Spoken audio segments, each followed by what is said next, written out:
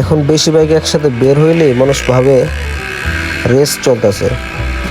সব বাইকাররা স্পিডের পেছনে দৌড়ায় না, কেউ কেউ শুধু চায় একটু হাওয়া, একটু সময় আর নিজের মতো থাকা, যা অনেকেই বুঝতেই চায় না।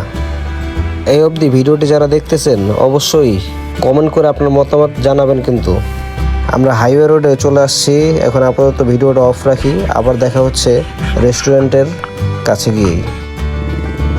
চলে আসছি গাজীপুরের ব্লগার চয়েস রেস্টুরেন্টে।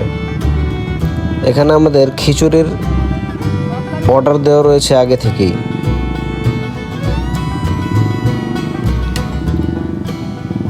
রসও চলে আসছে এখানেই।